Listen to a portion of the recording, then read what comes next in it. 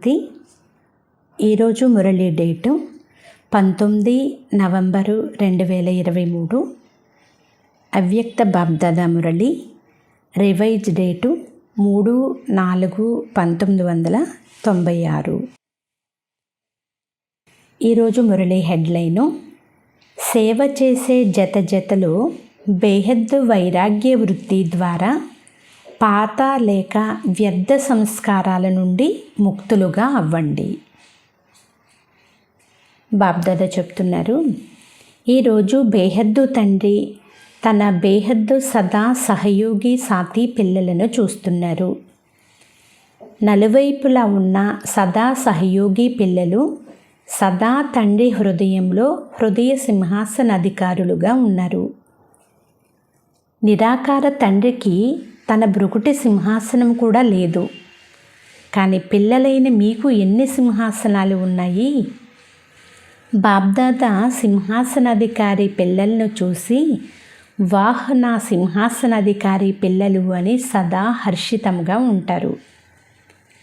పిల్లలు తండ్రిని చూసి సంతోషిస్తారు. మీరందరూ బాబ్దాదాను చూసి సంతోషిస్తారు. కానీ బాబ్దాదా ఎంతమంది పిల్లలను చూసి సంతోషిస్తారు? ఎందుకంటే ప్రతి పుత్రుడు కూడా విశేషమైనటువంటి ఆత్మ. చివరి నెంబర్ వారీగా ఉన్న చివరిలో ఉంటూ కూడా విశేషంగా కోట్లలో కొందరిలో కూడా కొందరి లిస్టులో ఉన్నారు. కనుక ఒక్కొక్క పుత్రుణ్ణి చూసి తండ్రికి ఎక్కువ సంతోషం ఉంటుందా లేక మీకు ఉంటుందా? ఇరువురికి ఉంటుంది కదా. తండ్రికి ఎంతమంది పిల్లలు ఉన్నారు? ఎంతమంది పిల్లలు అంత సంతోషం ఉంది. అయితే మీకు కేవలం డబల్ సంతోషం ఉంది అంతే. మీకు పరివారం యొక్క సంతోషం కూడా ఉంది. కానీ తండ్రికి గల సంతోషం సదాకాలానిది. మీ సంతోషం సదాకాలానిదా లేక అప్పుడప్పుడు హెచ్చుతగ్గులవుతుందా? బ్రాహ్మణ జీవితం యొక్క శ్వాస సంతోషము అని బాబ్దాదా భావిస్తారు. సంతోషం లేదు అంటే బ్రాహ్మణ జీవితం లేదు. సంతోషం కూడా అవినాశిగా ఉండాలి, అంతేకాని అప్పుడప్పుడు ఉండడం కాదు. శాతంలో కూడా ఉండరాదు. సంతోషం అంటే సంతోషమే. ఈరోజు 50% సంతోషం ఉండి రేపు 100% ఉంటే జీవితం యొక్క శ్వాస హెచ్చుతగ్గులైనట్లే కదా. బాబా అంటున్నారు, శరీరం పోయినా సంతోషం పోరాదు. ఈ విషయం బాబ్దాదా ఇంతకు ముందు కూడా మనకు తెలియచేశారు. ఈ పాఠం సదా పక్కాగా ఉందా లేక కొద్దిగా కచ్చాగా ఉందా? సదా అండర్లైన్ చేయబడి ఉందా? అప్పుడప్పుడు సంతోషంగా ఉండేవారు ఏమవుతారు? సదా సంతోషంలో ఉండేవారు పాస్వితానరుగా అవుతారు. అప్పుడప్పుడు సంతోషంలో ఉండేవారు ధర్మరాజపురిని దాటుకోవలసి వస్తుంది.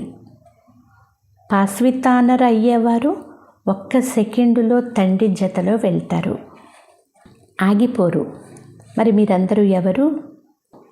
జతలో వెళ్ళేవారా లేక ఆగిపోయేవారా? పిల్లలు చెప్తూ ఉన్నారు, బాబా మేము తండ్రి జతలో వెళ్ళేవారమే అని. ఇలాంటి చార్టు ఉందా? ఎందుకంటే విశేషంగా డైమండ్ జూబ్లీ సంవత్సరంలో బాబ్దాదాకు ప్రతి పుత్రుని పట్ల ఏ శుభ ఆశ ఉందో తెలుసు కదా. బాబ్దాదా పిల్లలందరి చార్టును చూశారు. అందులో ఏం చూశారు అంటే వర్తమాన సమయం అనుసారంగా ఒక విషయం పైన మీకు ఇంకా విశేషమైనటువంటి అటెన్షన్ ఉండాలి. సేవలో చాలా ఉమంగ ఉత్సాహాలతో ముందుకు వెళ్తున్నారు. అంతేకాక డైమండ్ జూబ్లీలో విశేషంగా సేవ యొక్క ఉమంగ ఉత్సాహాలు ఉన్నాయి. ఇందులో పాస్ అయ్యారు. ప్రతి ఒక్కరూ యథాశక్తి సేవ చేస్తున్నారు మరియు చేస్తూ ఉంటారు కూడా. కానీ ఇప్పుడు విశేషంగా ఏం ఉండాలి? సమయం సమీపంగా ఉంది కనుక సమయం యొక్క సమీపత అనుసారం ఇప్పుడు ఎలాంటి అల ఉండాలి? వైరాగ్యం యొక్క అల. ఎటువంటి వైరాగ్యము? హద్దు వైరాగ్యమా లేక బేహద్దు వైరాగ్యమా? సేవలో ఎంత ఉమంగ ఉత్సాహాలు ఉన్నాయో అంత సమయం యొక్క ఆవశ్యకత అనుసారం స్వస్థితిలో బేహద్దు వైరాగ్యం ఎంతవరకు ఉంది? ఎందుకంటే త్వరగా ప్రజలు తయారవ్వడమే మీ సేవ యొక్క సఫలత. అందుకే సేవ చేస్తున్నారు కదా. ఎప్పటి వరకు నిమిత్త ఆత్మలైన మీలో బేహద్దు వైరాగ్య వృత్తి రాదో అప్పటి వరకు ఇతర ఆత్మలలో కూడా వైరాగ్య వృత్తి రాజాలదు. అంతేకాక ఎప్పటి వరకు వైరాగ్య వృత్తి ఉండదో అప్పటి వరకు తండ్రి పరిచయం అందరికీ లభించాలని మీరు ఏదైతే కోరుకుంటున్నారో అది లభించజాలదు. బేహద్దు వైరాగ్యము అనగా సదాకాల వైరాగ్యము. ఒకవేళ సమయ ప్రమాణముగా లేక పరిస్థితుల అనుసారంగా వైరాగ్యం వస్తే సమయము నెంబర్ 1గా అయిపోతుంది, మీరు 2వ నెంబరుగా అయిపోతారు. ఎందుకంటే పరిస్థితి లేక సమయము వైరాగ్యం ఇప్పించింది. పరిస్థితి సమాప్తమైపోయి ఆ సమయం గడిచిపోయింది అంటే దానిని పరిస్థితి సమాప్తమైపోయి ఆ సమయం గడిచిపోయింది అంటే వైరాగ్యం కూడా వెళ్ళిపోతుంది. ఇలా ఉంటే దీనిని ఏమంటారు? బేహద్దు వైరాగ్యమా లేక హద్దు వైరాగ్యమా? కనుక ఇప్పుడు బేహద్దు వైరాగ్యం ఉండాలి. ఒకవేళ వైరాగ్యం ఖండితమైతే దానికి ముఖ్యమైన కారణం దేహభావము. ఎప్పటి వరకు దేహభావము పైన వైరాగ్యం రాదో అప్పటి వరకు ఏ విషయంలో కూడా సదాకాల వైరాగ్యం ఉండదు, అల్పకాలానికే ఉంటుంది. సంబంధాలతో వైరాగ్యం అనేది పెద్ద విషయమేమీ కాదు. అదైతే ప్రపంచంలో కూడా చాలామందికి మనసు నుండి వైరాగ్యం వచ్చేస్తుంది. కానీ ఇక్కడ దేహ భావం యొక్క భిన్న భిన్న రూపాలు ఏవైతే ఉన్నాయో ఆ భిన్న భిన్న రూపాల గురించి మీకు తెలుసు కదా. దేహ భావం యొక్క రూపాలు ఎన్ని ఉన్నాయో దాని విస్తారమైతే మీకు తెలుసు. కానీ ఈ దేహ భావం యొక్క అనేక రూపాలను తెలుసుకుని మీరు బేహద్దు వైరాగ్యంలో ఉండాలి. దేహభావము దేహీ అభిమానములోకి మారిపోవాలి. ఎలాగైతే దేహభావము న్యాచురల్గా అయిపోయిందో అలా దేహీ అభిమానము అంటే ఆత్మాభిమానము కూడా మీకు సహజమైపోవాలి. ఎందుకంటే ప్రతి విషయంలో మొదట దేహం అనే శబ్దమే వస్తుంది. సంబంధాలు ఉంటే కూడా దేహ సంబంధాలు, పదార్థాలు ఉంటే దేహ పదార్థాలు. కనుక మూల ఆధారము దేహభావము. ఏ రూపంలో దేహభావము ఉన్నా వైరాగ్య వృత్తి రాజాలదు. బాబ్దాదా చూశారు, వర్తమాన సమయంలో ఏవైతే దేహభావం యొక్క విఘ్నాలు వస్తున్నాయో దానికి కారణము దేహం యొక్క పాత సంస్కారాలపైన వైరాగ్యం రాలేదు. మొదట దేహం యొక్క పాత సంస్కారాలపైన వైరాగ్యం రావాలి. సంస్కారాలు స్థితి నుండి క్రిందికి తీసుకొస్తాయి. సంస్కారాల కారణముగా సేవలో లేక సంబంధ సంపర్కంలో విఘ్నాలు వస్తాయి. కనుక రిజల్టులో ఏం చూశారు అంటే ఎంతవరకు దేహం యొక్క పాత సంస్కారాలపైన వైరాగ్యం రాదో అంతవరకు బేహద్దు వైరాగ్యం సదా ఉండదు. సంస్కారాలు భిన్న భిన్న రూపాలతో తమ వైపు ఆకర్షిస్తూ ఉంటాయి. ఎక్కడైనా ఏదైనా ఆకర్షణ ఉంటే అక్కడ వైరాగ్యం ఉండదు. కనుక నేను నా పాత లేక వ్యర్థ సంస్కారాల నుండి ముక్తముగా ఉన్నానా అనేది చెక్ చేసుకోండి. వైరాగ్య వృత్తిలో ఉండాలని ఎంత ప్రయత్నించినా మీరు ప్రయత్నం చేస్తున్నారు. కానీ సంస్కారాలు కొందరి వద్దకు లేక చాలామంది వద్దకు ఎంత ప్రబల రూపంలో వస్తాయి అంటే అవి తమ వైపుకు ఆకర్షించుకుంటాయి. కనుక మొదట పాత సంస్కారాలపైన వైరాగ్యం రావాలి. కోరుకోకపోయినా సంస్కారాలు ఎందుకు ఎమర్జ్ అవుతున్నాయి? మీరు కోరుకోవడం లేదు, కానీ సూక్ష్మంలో సంస్కారాలను భస్మమే చేయలేదు. మళ్ళీ మేమైతే కోరుకోలేదు, ఏం చెయ్యాలి, అయిపోయింది, జరిగిపోతుంది అని అంటారు. ఇలా ఎవరంటారు?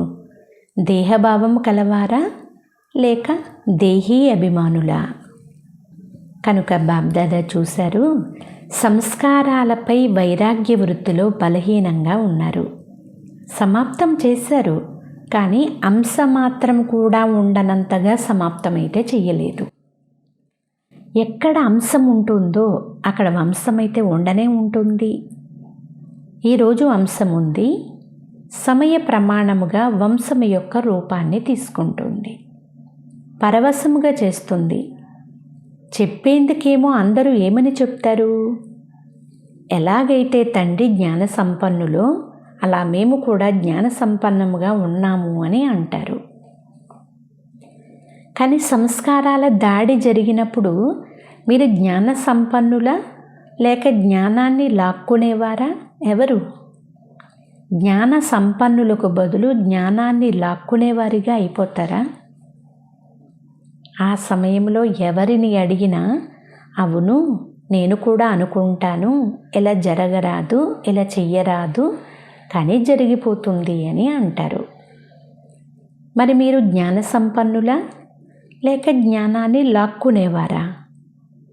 జ్ఞాన సంపన్నులపైన ఏ సంస్కారము, సంబంధము, పదార్థము దాడి చెయ్యలేదు. మీరు డైమండ్ జూబ్లీ జరుపుకుంటున్నారు. డైమండ్ జూబ్లీ అంటే అర్థము డైమండ్గా అవ్వాలి, అనగా బేహద్దు వైరాగులుగా అవ్వాలి. ఎంతగా సేవలో ఉమంగం ఉందో అంతగా వైరాగ్య వృత్తిపై అటెన్షన్ లేదు. ఇందులో నిర్లక్ష్యం ఉంది. నడుస్తుంది, అవుతుంది, అయిపోతుంది, సమయం వచ్చినప్పుడు సరిపోతుంది అని భావిస్తారు. అప్పుడు సమయము మీ శిక్షకుడా లేక తండ్రి మీ శిక్షకుడా? ఎవరు? ఒకవేళ సమయం వచ్చినప్పుడు పరివర్తన చేసుకుంటే మీకు సమయమే శిక్షకునుగా అయినట్లు. మరి సమయము మీ రచన కదా, మీ రచన మీకు శిక్షకునుగా అయితే బాగుంటుందా? ఏదైనా అలాంటి పరిస్థితి వచ్చినప్పుడు ఏమంటారు? సమయానికి సరిచేసేసుకుంటాను, అయిపోతుంది అని అంటారు. తండ్రికి కూడా చెప్తారు, బాబా మీరు చింతించకండి, అయిపోతుంది, సమయానికి పూర్తిగా ముందుకు వెళ్ళిపోతాం అని బాబాకి ధైర్యం ఇప్పిస్తారు. కనుక సమయాన్ని శిక్షకునిగా చేసుకోవడం అనేది మాస్టర్ రచయితలైన మీకు శోభిస్తుందా? బాగుంటుందా? లేదు కదా. సమయము మీ రచన, మీరు మాస్టర్ రచయితలు. కనుక రచన మాస్టర్ రచయితలకు శిక్షకునుగా అవ్వడం అనేది మాస్టర్ రచయితలకు శోభగా ఉండదు. కనుక ఇప్పుడు బాబ్దాదా ఏదైతే సమయం ఇచ్చారో అందులో వైరాగ్య వృత్తిని అమర్చి చేసుకోండి. ఎందుకంటే సేవ యొక్క ఆకర్షణలో వైరాగ్య వృత్తి సమాప్తమైపోతుంది. వాస్తవానికి సేవలో సంతోషం కూడా లభిస్తుంది, శక్తి కూడా లభిస్తుంది, అంతేకాదు ప్రత్యక్ష ఫలం కూడా లభిస్తుంది. కానీ సేవలోనే బేహద్దు వైరాగ్యం కూడా సమాప్తమైపోతుంది. కనుక ఇప్పుడు మీ లోపల ఈ వైరాగ్య వృత్తిని జాగృతం చెయ్యండి. కల్పం క్రితం కూడా మీరే అయ్యారు కదా, లేక వేరే వారు ఎవరైనా అయ్యారా? మీరే అయ్యారు కదా. కేవలం మర్జ్ రూపంలో ఉంది, దానిని ఎమర్జ్ చేయండి. ఎలాగైతే సేవా ప్లాన్ను ప్రాక్టికల్లో ఎమర్జ్ చేసినప్పుడు సఫలత లభిస్తుంది కదా, అలా ఇప్పుడు బేహద్దు వైరాగ్య వృత్తిని ఎమర్జ్ చేయండి. ఎన్ని సాధనాలు ప్రాప్తించినా సాధనాలైతే మీకు రోజు రోజుకు ఇంకా ఎక్కువగానే లభిస్తాయి. కానీ బేహద్దు వైరాగ్య వృత్తి యొక్క సాధన మర్జ్ అవ్వరాదు, ఎమర్జ్గా ఉండాలి. సాధన మరియు సాధనాల బ్యాలెన్స్ ఉండాలి. ఎందుకంటే ముందు ముందు ప్రకృతి మీకు దాసీగా అవుతుంది, గౌరవం లభిస్తుంది, స్వమానము లభిస్తుంది. కానీ అన్నీ ఉంటున్న వైరాగ్య వృత్తి మాత్రం తగ్గిపోకూడదు అని బాబ్దాదా అంటున్నారు. బేహద్దు వైరాగ్య వృత్తి యొక్క వాయుమండలాన్ని స్వయంలో అనుభవం చేస్తున్నారా, లేక సేవలు బిజీగా అయిపోయారా? ఎలాగైతే ప్రపంచంలోని వారికి సేవ యొక్క ప్రభావం కనిపిస్తుందో అలా బేహద్దు వైరాగ్య వృత్తి యొక్క ప్రభావం కనిపించాలి. ఆదిలో మీ అందరి స్థితి ఎలా ఉండేది? కరాచీలో ఉన్నప్పుడు బయట సేవలు ఏమీ లేవు, సాధనాలు ఉండేవి, కానీ బేహద్దు వైరాగ్య వృత్తి యొక్క వాయుమండలం సేవను పెంచింది. కనుక ఎవరైతే డైమండ్ జూబ్లీ జరుపుకుంటున్నారో వారిలో ఆది సంస్కారం ఉంది. ఇప్పుడు మర్జ్ అయిపోయింది. ఇప్పుడు మళ్ళీ ఈ వృత్తిని ఎమర్జ్ చేయండి.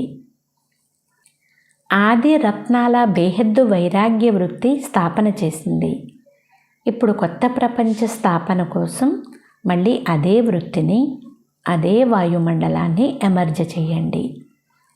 కనుక ఇప్పుడు ఏమి అవసరమో విన్నారు కదా. సాధనాలే లేకుండా నాకు వైరాగ్యం ఉంది అంటే ఎవరు అంగీకరిస్తారు? సాధనాలు ఉండాలి మరియు వైరాగ్యము కూడా ఉండాలి. మొదట ఉన్న సాధనాలకు ఇప్పటి సాధనాలకు ఎంత తేడా ఉంది? సాధన దాగిపోయింది, సాధనాలు ప్రత్యక్షమైపోయాయి. సాధనాలను విశాల హృదయంతో ఉపయోగించుకోండి. ఎందుకంటే సాధనాలు మీకోసమే ఉన్నాయి. కానీ సాధనను మర్జ్ చేయకండి. పూర్తిగా బ్యాలెన్స్ ఉండాలి. ఎలాగైతే ప్రపంచంలోని వారికి కమల పుష్ప సమానంగా అవ్వండి అని చెప్తారు కదా, అలా మీరు కూడా సాధనాలు ఉంటున్నా కమల పుష్ప సమానముగా అవ్వండి. సాధనాలు చెడ్డవేమీ కాదు. సాధనాలు మీ కర్మలకు మరియు యోగానికి ఫలితంగా లభించాయి. కానీ ఇది వృత్తి యొక్క విషయము. సాధనాల ప్రవృత్తిలో సాధనాలకు వశమై చిక్కుకొని పోవడం లేదు కదా. కమల పుష్ప సమానం భిన్నముగా మరియు తండ్రికి ప్రియంగా ఉండండి.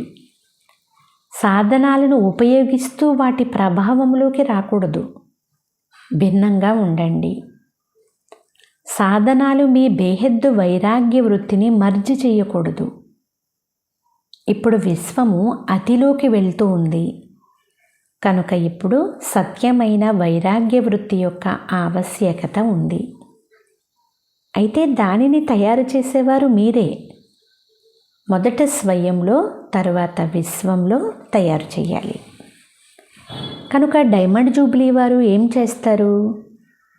అలను వ్యాపింపచేస్తారు కదా. మీరైతే అనుభవీలు కదా.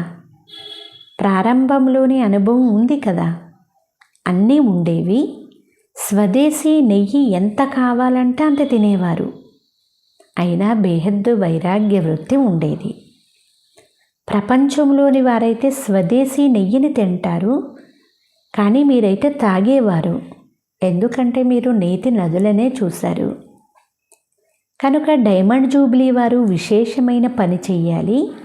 పరస్పరం కలుసుకున్నారు కనుక ఆత్మిక సంభాషణ చెయ్యండి. సేవ కోసం ఎలాగైతే మీటింగ్ చేస్తారో అలా దీనికోసం కూడా మీటింగ్ చెయ్యండి. సెకండులో అశరీరిగా అయిపోవాలి అని బాబ్దాదా ఏదైతే చెప్తున్నారో, ఏదైతే కోరుకుంటున్నారో దానికి పునాది ఈ బేహద్దు వైరాగ్య వృత్తి. ఇది లేకుంటే ఎంత ప్రయత్నించినా సెకండులో అశరీరిగా అవ్వలేరు, యుద్ధంలోనే ఉండిపోతారు. వైరాగ్యం అనేది యోగ్యమైన భూమి వంటిది. ఇందులో ఏ బీజం వేసినా వెంటనే ఫలం వెలువడుతుంది. కనుక ఏం చెయ్యాలి? ఇప్పుడిక మేము కూడా బేహద్దు వైరాగ్య వృత్తిలోకి వెళ్ళిపోవాలి అంతే అనే ఫీలింగు అందరికీ రావాలి. మంచిది. ఇప్పుడు ఏం చేయాలో అర్థమైందా? సహజమా లేక కష్టమా? కొద్దిగా ఆకర్షణ ఉంటుందా లేక ఉండదా? సాధనాలు తమ వైపు ఆకర్షించవా? ఇప్పుడు ఈ అభ్యాసం ఉండాలి. ఎప్పుడు కావాలంటే అప్పుడు, ఎక్కడ కావాలంటే అక్కడ, ఎలా కావాలంటే అలా 1 సెకండులో స్థితిని సెట్ చేయగలగాలి. సేవ చెయ్యాలి అంటే సేవలోకి రావాలి కదా. సేవ నుండి అతీతం అవ్వాలి అంటే అతీతమైపోవాలి. అంతేకాని సేవ మమ్మల్ని లాగుతుంది, సేవ లేకుండా ఉండలేము అనే విధంగా ఉండకూడదు. ఎప్పుడు కావాలంటే అప్పుడు, ఎలా కావాలంటే అలా అయ్యేటటువంటి విల్ పవర్ మీలో ఉండాలి.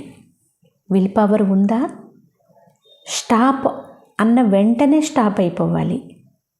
అంతేకాని మీరు బిందువు పెడితే అది ప్రశ్నార్థకంగా అవ్వకూడదు. ఫుల్ స్టాప్ పెట్టాలి. కేవలం స్టాప్ కూడా కాదు, ఫుల్ స్టాప్. ఏది కావాలంటే అది ప్రాక్టికల్గా చేయగలగాలి. కోరుకుంటారు, కానీ చేయడం కష్టమైతే దీనిని ఏమంటారు? విల్ పవర్ అంటారా లేక పవర్ అంటారా? వ్యర్థం సమాప్తం అవ్వాలి అని సంకల్పం చేస్తూనే సెకండులో సమాప్తం అయిపోవాలి. బాబ్దాదా ఇంతకు ముందు కూడా వినిపించారు కదా. చాలామంది పిల్లలు మేము యోగంలో కూర్చుంటాము, కానీ యోగానికి బదులు యుద్ధంలో ఉంటాము అని అంటారు. యోగులుగా ఉండరు, యోధులుగా ఉంటారు. ఒకవేళ చాలా కాలం యుద్ధం చేసే సంస్కారం ఉంటే ఏమవుతారు? సూర్యవంశీలా లేక చంద్రవంశీలా? ఆలోచించగానే అయిపోవాలి. ఆలోచించడం మరియు అవ్వడం ఇది సెకండ్ యొక్క పని. దీనినే విల్ పవర్ అని అంటారు. విల్ పవర్ ఉందా? లేక మీరు చాలా మంచి ప్లాన్లు తయారు చేస్తారు, కానీ 10 ప్లాన్లు తయారు చేస్తే ప్రాక్టికల్లో 5 మాత్రమే అయ్యే విధంగా అయితే లేదు కదా. ఇది చేస్తాము, ఇది అవుతుంది, ఇది అవుతుంది అని చాలా బాగా ఆలోచిస్తారు, కానీ ప్రాక్టికల్లో మాత్రం తేడా వచ్చేస్తుంది. సంకల్పం చేశారు మరియు ఆ కర్మ ప్రాక్టికల్లో అయ్యే ఉంది అని అనుభవం అవ్వాలి. ఇప్పుడు ఇలాంటి విల్ పవర్ కావాలి అని బాబ్దాదా అంటున్నారు. అమృతవేళ తండ్రితో ఆత్మిక సంభాషణ చేసేటప్పుడు ఇది చేస్తాము, ఇది చేస్తాము అని చాలా మంచి మంచి మాటలు మాట్లాడతారు, కానీ రాత్రికి రిజల్ట్ ఏముంటుంది? తండ్రిని చాలా సంతోషపరుస్తారు, చాలా మధురాతి మధురమైన చాలా మంచి మంచి మాటలు మాట్లాడతారు. బాబా కూడా వాహనా పిల్లలు అని చాలా సంతోషిస్తారు. బాబా మీరు ఏదైతే చెప్పారో అది జరగాల్సిందే, అది అయ్యే ఉంది అని అంటారు. చాలా మంచి మంచి మాటలు మాట్లాడతారు. చాలామంది బాబా మేము కాకపోతే ఇంకెవరు తయారవుతారు అని బాబాకే ధైర్యం ఇప్పిస్తారు. బాబా కల్పకల్పము మేమే అయ్యాము కదా అని సంతోష పడిపోతారు. బాబా హాల్లో వెనక కూర్చున్న వారితో మాట్లాడుతున్నారు. వెనక కూర్చున్నవారు బాగా వింటున్నారు కదా అని బాబా అడుగుతున్నారు. ముందు కూర్చున్న వారి కంటే వెనుక కూర్చున్నవారు మొదట చేస్తారు కదా. ఎందుకంటే వెనక కూర్చున్నవారు వెనకే ఉన్నారు, కానీ హృదయంలో అయితే అందరికంటే సమీపంగా ఉన్నారు. ఎందుకు? ఇతరులకు అవకాశం ఇచ్చే సేవ చేశారు కదా. కనుక సేవాదారులు సదా తండ్రి హృదయంలో ఉంటారు. ఒకవేళ మేము కూడా దాదీలుగా అయి ఉంటే కొద్దిగా అని ఎప్పుడూ ఇలా ఆలోచించకండి. మీరు ఎదురుగా ఏమిటి, హృదయంలోనే ఉన్నారు. హృదయము కూడా మామూలు హృదయం కాదు, సింహాసనము. కనుక మీరు హృదయ సింహాసనాధికారులు కదా. మీరు ఎక్కడ కూర్చున్నా, ఏ మూలలో కూర్చున్నా, కింద కూర్చున్నా, క్యాబిన్లో కూర్చున్నా అందరూ తండ్రి హృదయంలోనే ఉన్నారు అని బాబ్దాదా అంటున్నారు. అచ్చా, బాబా ఇప్పుడు పిల్లలకు నమస్తే తెలియజేస్తున్నారు. నలువైపులా ఉన్న సింహాసనాధికారులైన శ్రేష్ఠ భాగ్యశాలి ఆత్మలకు సదా బేహద్దు వైరాగ్య వృత్తి యొక్క వాయుమండలాన్ని తయారు చేసే విశేష ఆత్మలకు సదా తమ శ్రేష్ఠ విశేషతలను కార్యములు ఉపయోగించే విశేషమైన ఆత్మలకు, సదా ఒక తండ్రి తోడు మరియు శ్రీమతమనే చేతిని అనుభవం చేసే సమీప ఆత్మలకు బాబ్దాదా ప్రియస్మృతులు మరియు నమస్తే. మధురాతి మధురమైన ఆత్మీయ తండ్రికి ఆత్మీయ పిల్లల యొక్క ప్రియస్మృతులు. గుడ్ మార్నింగ్ మరియు నమస్తే నమస్తే నమస్తే. ఈరోజు వరదానము, ఏకవ్రత యొక్క రహస్యాన్ని తెలుసుకొని వరదాతను రాజీ చేసుకునే సర్వసిద్ధి స్వరూప భవ.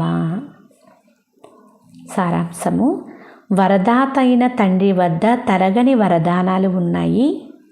ఎవరు ఎన్ని తీసుకోవాలనుకున్నా తెరిచి ఉన్న బండారం ఉంది. ఇలాంటి తెరవబడిన బండారము నుండి చాలామంది పిల్లలు సంపన్నంగా అవుతారు. మరికొంతమంది యథాశక్తి మాత్రమే సంపన్నంగా అవుతారు. అందరికంటే ఎక్కువగా జోలెను నింపి ఇవ్వడంలో భోళానాథుడు వరదాత రూపంలో ఉన్నారు. కేవలం వారిని రాజీ చేసుకునే విధిని తెలుసుకుంటే సర్వసిద్ధులు ప్రాప్తి అయిపోతాయి. వరదాతకు ఒక్క శబ్దము అన్నింటికంటే ప్రియంగా అనిపిస్తుంది.